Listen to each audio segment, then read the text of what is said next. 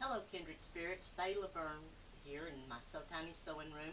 As you all know, today is Organizational Wednesday, and my task this week was to organize my bookshelf. That's where I keep the majority of my fabric and other things. The other things is the problems. I wanted to show you what I did, but first of all, I had some comments about how they were excited to see how I might utilize cereal boxes or whatever as a means to organize my bookshelf. And as being creative, I guess that would be the proper way to go.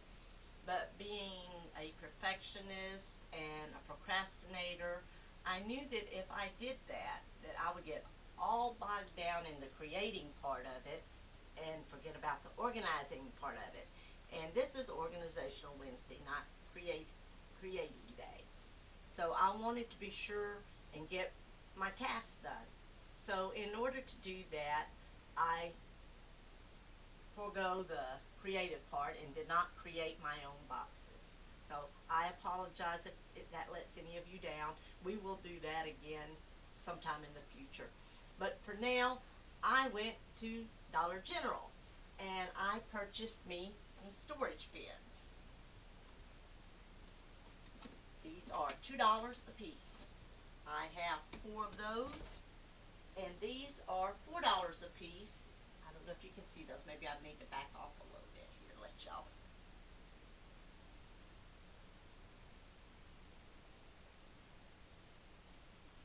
Okay. These larger ones are $4 a piece at Dollar General. My Dollar General did not have enough lids, so I ended up with one lid that does not match. Go figure. They said they don't understand it, but they lose lids faster than they lose the containers. I don't know. Your guess is good as mine. Gremlins, I think. This is my fabric that I organize or fold on comic boards. I ordered these comic boards from Amazon a long time ago. I'll see if I can find a link for them and put it in the description when I upload this video. And I will show you in a few moments how I put the fabric on these comic boards. If I have more than what I really want to put on a comic board and the store gives it to me on a bolt, then I've got these standing here. I also have my stabilizers for my embroidery machine and sewing stabilizers here. That's really not convenient. I don't know yet what I'm going to do with those. I think my next project next week is going to be to organize my fabric drawer. And I think once I get that organized and get some of the fabric that's in it over here, then I can move maybe my stabilizers and stuff into the drawers. That's my idea anyway. That's my story and I'm sticking to it. If you remember, I told you I had my threads all over the room here. I now have all of my threads in this organizer over by my sewing machine, and I will show you that in a moment. Hello, Boudreaux, welcome. I took not all of my fat quarters, but all of my fat quarters that were in here, and I folded them and put them in this basket. I don't know if when I empty out my drawers over there, if this basket's going to hold all of them or not. We'll just have to wait and see. If not, I may have to get another storage bin to put the fat quarters in. Probably be a better idea anyway. Also, I ordered from Amazon this Dymo label maker because I put stuff in these containers and then I can't find anything because I forget where I put things. So I went through and I labeled all my little bins. I even labeled this box up on the very top shelf. You can't see that. Let me see if I can get it out far enough you can see it. This box up here has stuff in it that belongs to my niece for show clothes that she's doing. And I have her name, well, her nickname on that box. And my glue gun and my label maker I keep in this bin. And this, down here in this box on the bottom, that's a boot box that I will eventually cover in fabric. It has my panels in it. Any fabric that I bought that's in a panel. And I think we will go over to the to my ironing station now, and I will show you how I iron my fabric onto these comic boards. I'm sorry about the jumpiness of it. I'll get it stable in just a second. Alright, these are the comic boards I speak of. And the lighting over here is not too great either, I apologize. But these are the comic boards. They're made to store comic books in a Ziploc bag so that they will not deteriorate. So they're good quality boards for storing your fabric on. I fold my fabric. When you get it off the bolt, got the fold. I just fold it one more time so that it's the same or about the same width as my comic board.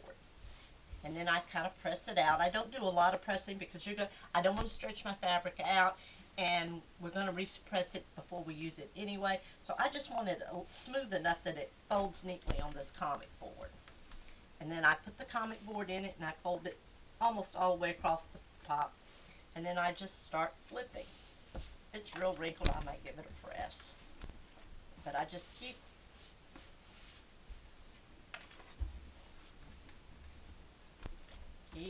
on folding, keep on folding. This fabric's been stored in my drawer and it's got a little bit of fuzzies on it too, so I have to pick those off as I go.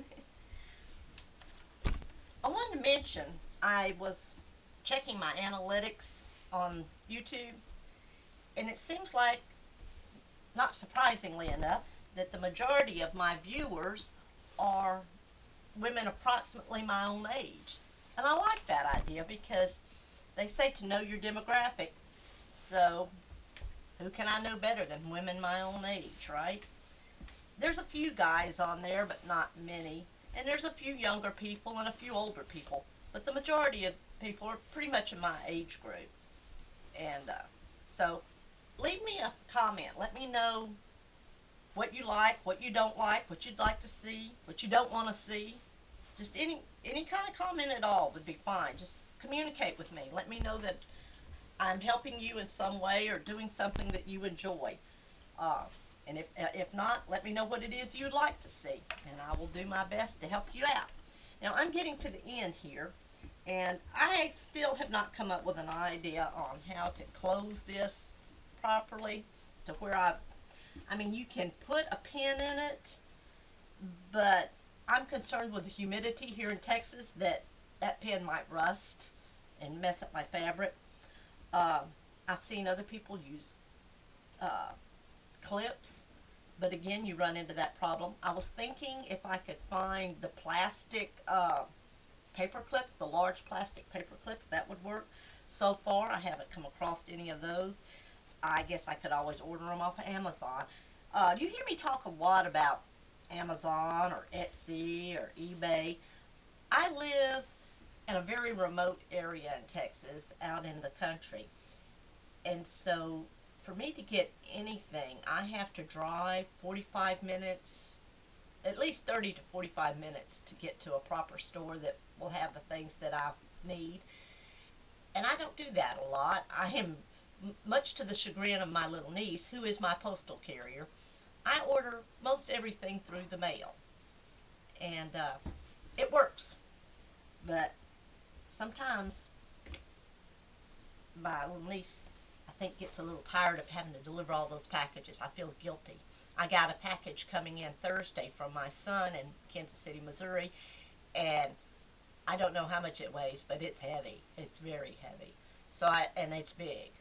So I told her not to put it in her truck, her little Jeep, that it would probably take up the whole back of her Jeep, and she's got other people's packages to deliver. So I told her just leave it at the post office. I'll come get it. So that's what I'm going to do Thursday. Well, I apologize. I'm talking. You're not seeing my face. Not that pretty anyway.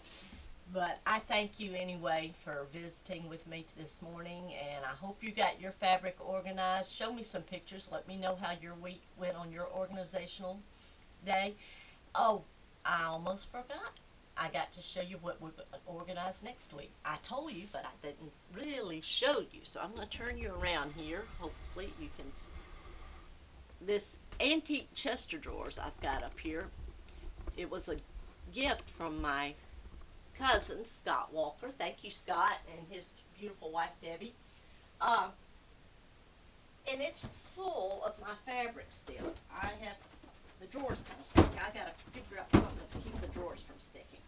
But I have lots more fabric in here, and it's just all thrown in here and all willy-nilly. I want to get most, if not all, of this fabric out and over there. I know, it's full. I don't know where I'm going to put it yet. We'll figure that out as we go. Oh, and these containers here on my desk is where I put all of my thread. I have my embroidery thread up here in this little one, and then all my other threads are in here.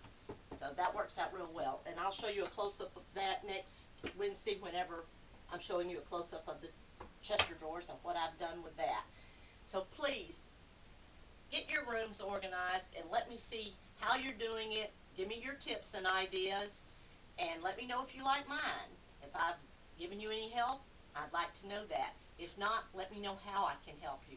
And I will get to covering those cereal boxes, I promise. The rest of my sewing room is still in a little bit of disarray, and I'm going to tell you why, because I've been working on a video for you guys on the how-to on making my retreat duffel bag. You remember I told you I was going to make me a duffel bag to carry my clothes and stuff in for retreat? Well, I've got the stuff. I ordered a zipper, and I got it in, and you've already seen the fabric.